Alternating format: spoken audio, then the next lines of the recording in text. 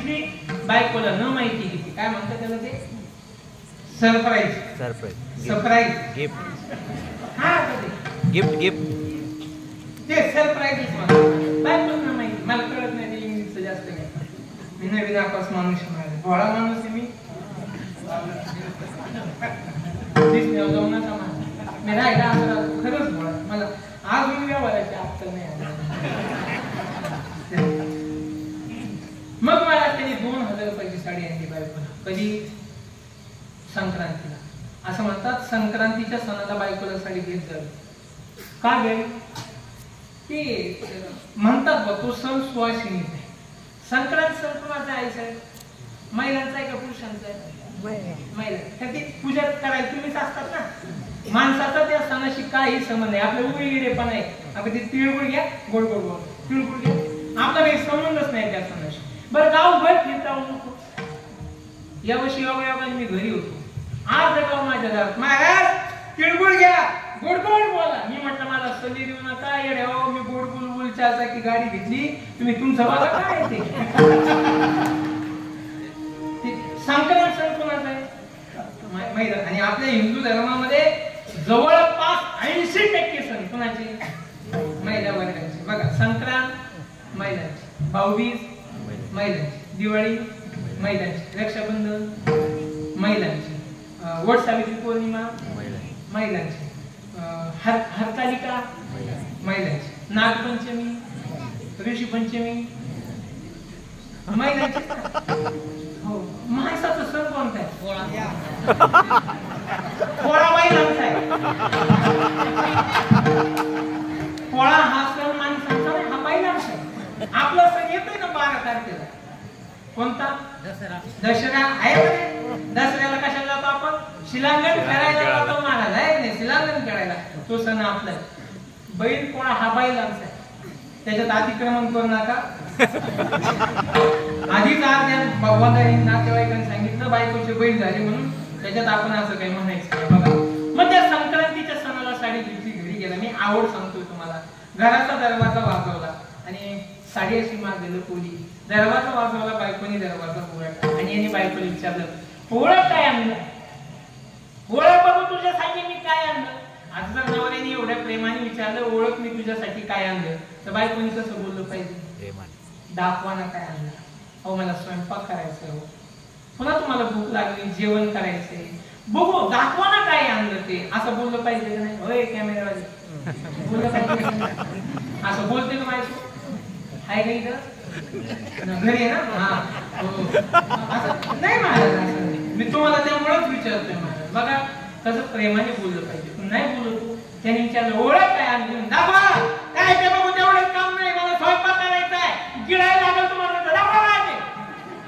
एवढं बायको त्यांनी बाई काय म्हणजे हे तुला हे साडी आणली. साडी माझ्या हातात गेली, तिने कॅरी बॅग मधून बाहेर काढली, अनबॉक्स केली, बॉक्स मधून बाजूला काढली, बघितलं तर साडीचा गुलाबी कलर होता, पिंक कलर होता. साडी बाहेर काढली. म्हणजे का हो, किती रुपयाची साडी? तो मला 2000ची. म्हणजे बाई बाई बाई बाई बाई बाई बाई, तुम्हाला कुणी फसवतो? तुम्हाला सुरुवातच तुझ्या बापाने केली, त्याला काय करताय? काय झालं म्हटलं? अगं ती म्हटली अहो मला या गुलाबी कलर आवडत नाही. तुम्हाला जाऊ दे, एवढ्या वेळेला वापर करा. त्या दुकानात लिहिलेलं होतं एकदा विकलेला माल परत घेतला जाणार नाही. दुकानदार तुझ्या मायाचाच दिसणार. त्या दुकानात हेच लिहिलेलं होतं ना, एकदा विकलेला माल परत घेतला जाणार नाही. म्हणजे मग माझ्या मायाचं कसं काय? आणि नियम सारखीची दोघायची. तो विकलेला परत घेत नाही, तुझा बाप दिलेला परत नेत नाही. सारखं काय त्यामुळे जाऊ दे, एवढ्या वेळेला वापर. पुढच्या वेळेला मात्र तुझ्या आवडीचा कलर आणला जाईल. जीवाची आवड स्थिर नाही, मी यासाठी सांगतो. म्हणजे तुला कोणता कलर आवडतो? ती म्हणते मला चॉकलेटी कलर आवडतो. हा दुसऱ्या दिवशी गेला, याला गुड घ्यायचा होता. दुकानदार दादा गुड द्या. कोणता देऊ? भारी द्या. कसा देऊ? चांगला द्या. कलर कोणता देऊ? एक काम करा म्हटलं, चॉकलेटी कलर द्या. दुकानदार म्हणला ऐका ना, तुमच्या पायामध्ये काळा कलरचा बुक एक नंबर दिसला. गोरे पाय तुमची. नाही नाही नाही, चॉकलेटी. अहो काळा कलर तू चॉकलेटी दे बाबा. कारण काय? म्हणजे माझ्या बायकोला चॉकलेटी कलर आवडतो. दुकानदाराने चॉकलेटी कलरचा बुक दिला. त्याने पायात घातला, पावसाळ्याचे दिवस होते, तिथून पायी घरापर्यंत आला, चिखलाने बूट घालला, माखला, घरात गेला, बायकोला म्हणजे बघ तुझ्या आवडीचा कलर आणलाय तुला. ती म्हणजे कोणता? चॉकलेटी. म्हणजे मला साडीचा चॉकलेटी आवडतो, कुठाचा काळा नाही का, साधं जीन्स नाही. म्हणजे जिचा कालपर्यंत आवड चॉकलेटी होती तिची आता कोणती झाली? काळा. त्याने राग बुट चला दुकानदाराला म्हणजे दुकानदार दादा एवढा बुट ठेवा म्हणजे का बरं, म्हणजे माझ्या बायकोला काळा कलर आवडतो म्हणजे काळा घेऊन जा. बरंच नाही ती घरी गेल्या पुन्हा बदलायला बसली. ज्या दिवशी तिची आवड बदले त्या दिवशी हा बुट घेऊन जाईल. 3 महिन्यांनी गेलं पुन्हा बाबा ते दुकानदार दादा आपला तेवढा चॉकलेटी कलरचा बुट द्या. दुकानदार म्हणजे का हो तुमच्या बायकोची आवड बदलली का? आम्हाला बायकोची नाही आवड बदलली, मीच बायको बदलली, मला डोक्याला ताप झालाय. माझी आवड जीवाची आवड स्थिर नाही, जीवाची आवड एक नाही, म्हणून जीवाची आवड बघायची नाही. मग आवड कोणाची बघायची? आपल्याला देवाची आवड बघायची. आणि ती देवाची आवड ज्या संतांनी सांगितली ती तुकोबरायांनी सांगितली, ती गोड आवड सांगितली महाराज. त्या आवडीचा महिमा मांडत असताना, त्या आवडीचा महिमा सांगत असताना तुकोबांनी एक गोड उदाहरण दिलं. त्रेतायुगामध्ये एक भिल्ल समाजाचा राजा होता. त्या राजाचं नाव होतं शबर. आणि त्या शबर राजाने एक मुलगी झाली. त्या मुलीचं नाव त्या शबर राजाने शबरी असं ठेवलं. शबरी लहानाची मोठी होत होती. लहानाची मोठी होत असणारी शबरी एक दिवस उपवर झाली. उपवर झाली या शब्दाचा अर्थ होतो ती लग्नायोग्य झाली, लग्नाच्या वयाची झाली. आता मला माझ्या मुलीचं लग्न केलं पाहिजे हे शबर राजाच्या मनामध्ये आलं. लग्नाच्या वयाची म्हणजे काही लई मोठी नव्हती झाली, अगदी 12 वर्षाचं वय होतं. किती वर्षाचं? ते म्हणा महाराज 12 वर्षाची मुलगी उपवर कशी काय? पूर्वी लग्न लहानपणी केले जायचे. बरोबर जुनी मंडळी बसलेली. मला बाबांनी सांगितलं एकदम प्रेमळ गाव, उदार अंतःकरणाचं गाव. या गावासारखं चांगलं गाव नाही. कोणाला कार्यकर्त्याला कोणाच्या नावाची अपेक्षा नाही, काही नाही.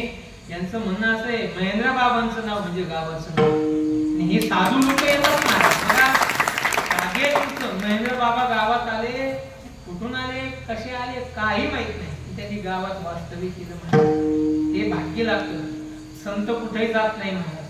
संत त्याच ठिकाणी जातात जिथं संतांना मान असतो, जिथं देवाची पूजा केली जाते, देवाचा आदर केला जातो, त्या घरी संत जातात. नाहीतर शास्त्रांनी सांगितलं ज्या घरामध्ये प्रेम नसेल, ज्या घरामध्ये भाव नसेल, ज्या घरामध्ये आदर नसेल त्या घरामध्ये जाऊ नये. जिस घर में प्रेम आदर नहीं उस घर में जाना ना चाहिए. चाहे कितनी सुंदर हो कन्या उसे घर घर घूमना ना चाहिए. चाहे कितना लाडला हो बेटा उसे सर पे बिठाना ना चाहिए. नहीं, चाहे दुश्मन अपना भैया हो उसे भेद छुपाना ना. भाऊ वैरी जरी असेल, भाऊ बोलत नसेल त्याच्यापासून आपण काही गोष्टी लपवल्या नाही पाहिजे हे शास्त्र सांगतो. बाबा या ठिकाणी थांबले होते बघा. ही बाबा ते बसते. पूर्वी लग्न कधी व्हायचे? लहान. तुमचं वयाच्या कितव्या वर्षी लग्न झालं असलं आता? 18 बरोबर. ते बाबा बसले त्यांना तुमचं 18 म्हणजे 18 ते बाबा बसले. अगदी बाबा अशी लोक सांगतात तुम्ही महाराज आमचं 12व्या वर्षी लग्न झालं, आमचं 10व्या वर्षी लग्न झालं. आणि हे खरं होतं ना, हे खोटं नव्हतं ना. पूर्वी लग्न जमलं मुलाचं तर मुलाला माहित होतं. पूर्वी जर लग्न जमलं म्हणजे महाराज तर मुलाला माहित होत नव्हतं त्याचं लग्न जमलं. आता आई बापाला माहित होत नाही. तुम्ही लक्ष द्या इकडे फक्त, बाकीचा विषय सोडून द्या, ते काही महत्वाचं नाही एवढा. तोच महत्वाचा आहे हे पण लक्षात ठेवा. लहानपणी लग्न केलं जायचं म्हणून बरा म्हणतात आवाज द्यायचा. नवरीच्या मामाने नवरीला मंडपात घेऊन या, नवदेवच्या मामाने नवदेवला मंडपात घेऊन या. माहिती सांगायचे नाही आज नाही सांगता. माझं म्हणणं तेव्हा सांगत होते ठीक आहे, आता नाही सांगितलं तरी सांग. त्यांना काय मंडपात आणायची गरज? ती प्री वेडिंगला जाऊन आली त्याला काय मंडपात यायला कळणार. ते पूर्वी लहान असायचे, एवढ्या गर्दीत यायला घाबरायचे. मामाने ती नवरी उचलायची, एका मामाने नवरदेव उचलायचा बहुल्यापर्यंत. ती उचलायला सोपी होती, वजन कमी होतं. आता उचलतील का नवरदेव? आता नवरी 38 वर्षाची, नवरदेव 41 वर्षाचा. नवरीचं वजन 98 किलो आहे, नवरदेव 103 किलो आहे.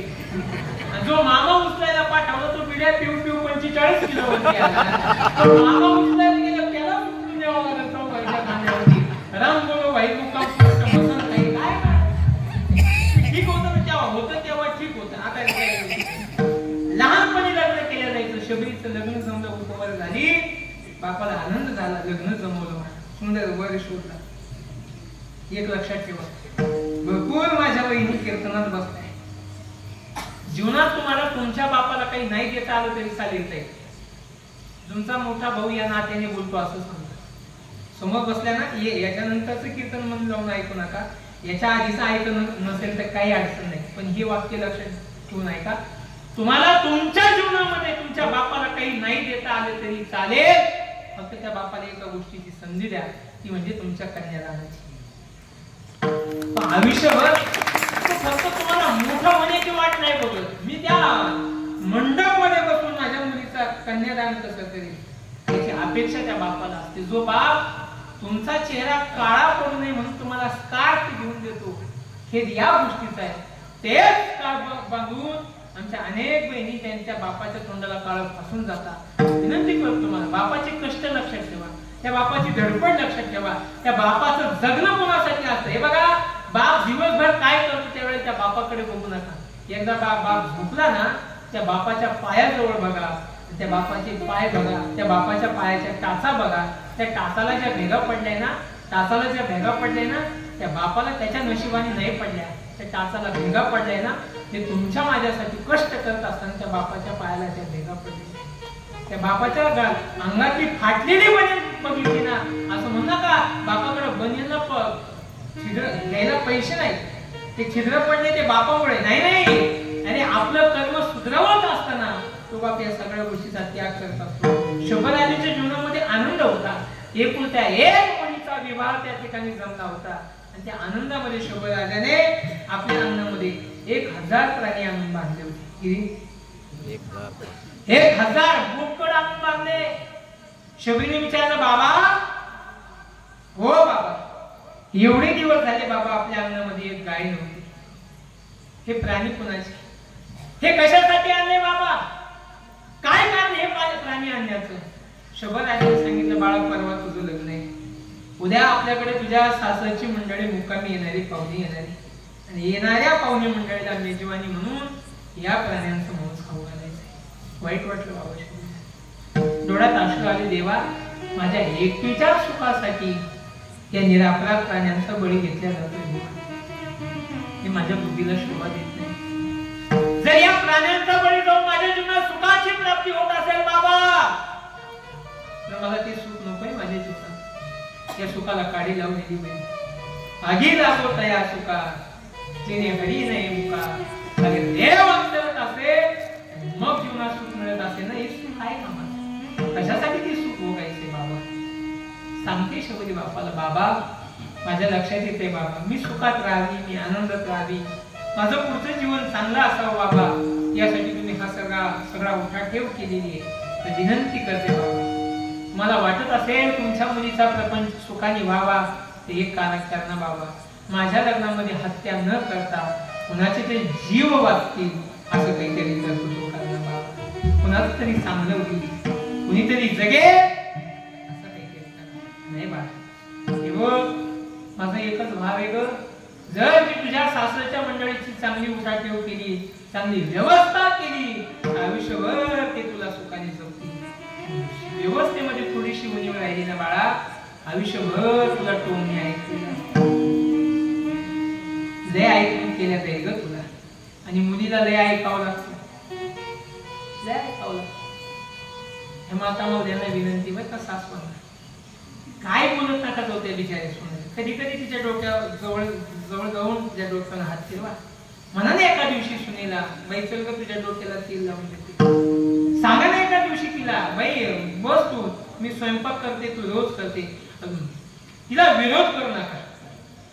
तुम्हाला वाटत असेल सुनेने जीव लावावा म्हणजे मी माझ्या आईच्या विरोधात बायकोच्या बाजूने असा माझा भाव मुळीच नाही. प्रेमाने जगायला शिका. आपण जे देऊ ना तेच आपल्याला भेटेल. आपण जे पेरू ना तेच उगवेल. काय झालंय प्रपंचामध्ये काय एकमेकीशी बोलत नाही तुम्ही? मला सांग. आणि सुनांना विनंती आहे, तिने तुम्हाला तिच्या घरामध्ये आणलंय ना, तुम्ही वैरी आहात तिच्या म्हणून नाही आणलं. तुम्हाला माहितीये, ज्या दिवशी तुमचं लग्न जमलं, लग्न जमल्यानंतर तुमच्या गळ्यात दागिने घातले ना, ते दागिने काय ते तुमच्या नवऱ्याने नाही केले, ते तुमच्या सासूच्या गळ्यातले. काय केलं त्या सासूनी माहितीये? तिच्या बापाने तिला दिलेले दागिने मोडले आणि माझ्या सुनेचा गळा भरलेला दिसावा म्हणून ते तुमच्या गळ्यामध्ये घातले. आणि सगळ्यात मोठा दागिना म्हणजे तिने तिचा पोटचा मुलगा तुम्हाला दिला. कधी कधी संबंध जोपासावे, सांभाळावे, प्रेमाने जगावं. या जगामध्ये प्रेमाशिवाय काहीच नाही. आणि सासूनी हे सांगितलं, एका मिनिटाला टोमणे नाही. सासू बोलायला लागली ना, असं बोलती सुनाला, अशी सून बसती ना. लय कष्ट केले होते पोरासाठी, लय कष्टाने वाढवलं त्याला मी, आणि त्याला मुठीत घेतलं आणि त्याला ताब्यात घेतलं. तुला माहितीये का किती कष्ट सहन केले? अगं 9 महिने 9 दिवस पोटात ठेवला, वेदना सहन केल्या मी. माझ्या लेकरासाठी मी काय केलं नाही? 9 महिने 9 दिवस सांभाळलं. कोण? त्या पोराचे. कुणाला सांगते? सुनाला. मला सांगा, तुम्ही जिला सांगता, तिच्या आईने तिला काय गुगलवरून डाउनलोड केले का?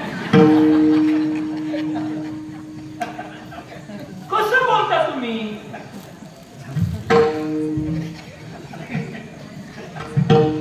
म्हणजे तुमचं म्हणणं आम्ही आमचं पोरगा 9 महिने 9 दिवस पोटात ठेवलं, मग सून काय डाउनलोड केलेली का? अरे तिच्या आईने 9 महिने 9 दिवसच पोटात ठेवले, तिच्या आईने कष्ट घेतलेले.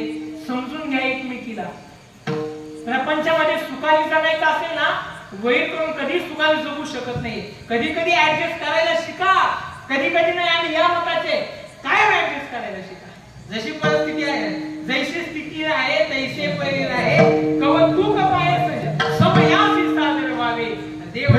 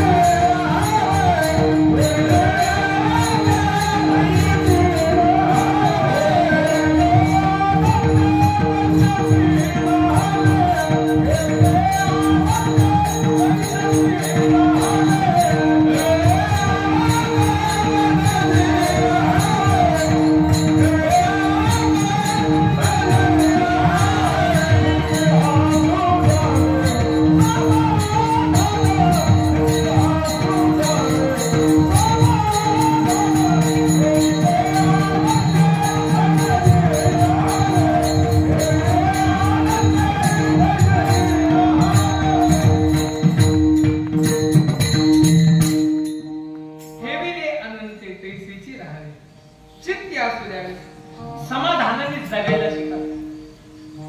टेन्शन घेऊन, लोड घेऊन कसं होईल म्हणून जगणं नाही होईल.